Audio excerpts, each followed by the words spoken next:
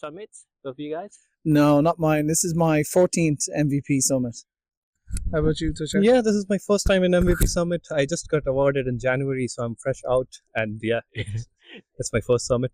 Okay, so what are you guys looking forward to? Like for yourself, Kevin, what you guys can you share a best moment for people that's looking forward to it?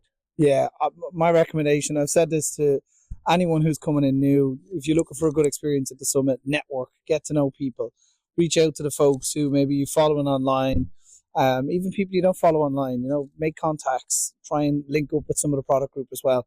That's really important. Yeah. How about yourself, Tushar? What do you think you're gaining from going to MVP Summit this year? Yeah, totally.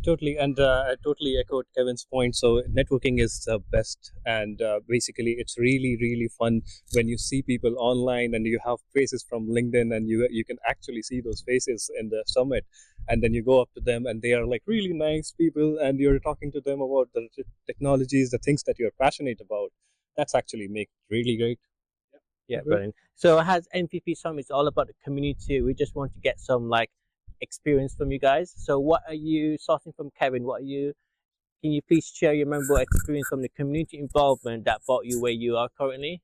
Yeah, I mentioned about networking earlier. So probably the best experience for me was my first summit when I started meeting the guys and the girls whose blog posts I followed, whose books I read, hanging out. A lot of those MVPs who are still in the program are still really, really good friends. Experience?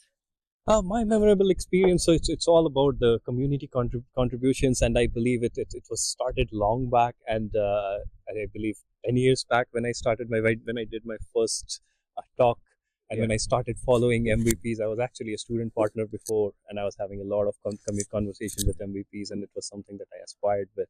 And people like Kevin, we always saw him doing a lot of things, and meeting them in person, those things are really the ones that I'll say game changer for me. Yeah, brilliant. So we know about MVP and stuff and how the things it took a lot of time to become an MVP. So from your Kevin, what are some of the challenges you faced before becoming an MVP?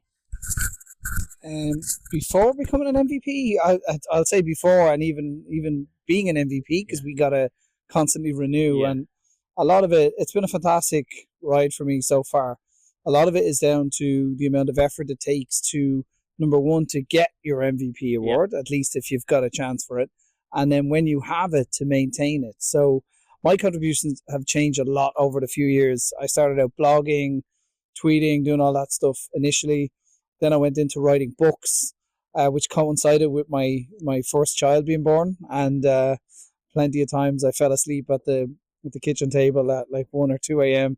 That was tough. There was a lot of stress, a lot of pressure trying to keep up those contributions to give back to the community and hopefully get renewed as an MVP. So how did you overcome those challenges you mentioned?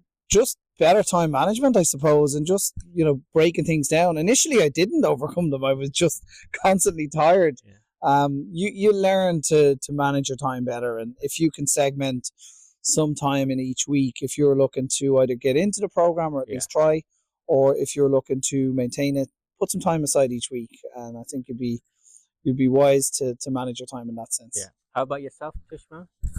Yeah, so definitely time management was one thing, and the other thing is keeping yourself motivated. It's being an MVP and getting the MVP award. It's a long journey, and you have to be committed. You have to be constantly motivated by what you are doing, and it's not about the award that you need to be passionate about. It's about the community, and it's about the technology that you work for. You should be totally committed to.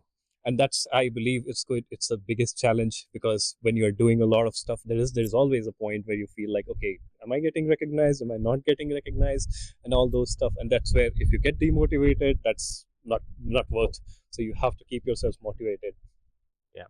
So the MVP Summit this week is all about AI, Microsoft, and how they work together with AI. So in your opinion, Kevin or Tushar, what do you think the future of Microsoft with AI going to be? Just opinion. Yeah, so I'll take that first. So basically, AI is gonna be the next big thing. I'll not say even next big thing. It is a big thing now, and it's gonna change everything. Everything that we do currently, as AI is working as a companion for us, then it's gonna be very soon, I believe, that we will be a companion to an AI. So it will be all of our day-to-day jobs we'll be just assisting them.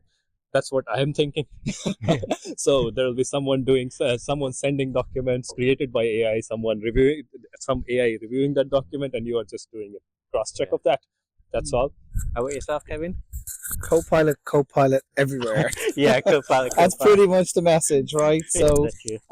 no, there's a lot. One phrase that we've been starting to use back at home and work is it's Copilot, not autopilot. So, to your point, yeah, I'm sure over the next year we'll see a lot of AI solutions and scenarios coming into our day-to-day jobs, but it's definitely going to still need that human touch and that interaction as well.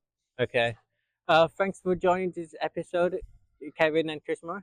Thank you. Bye. No problem. Thanks, Nick. Bye. See? You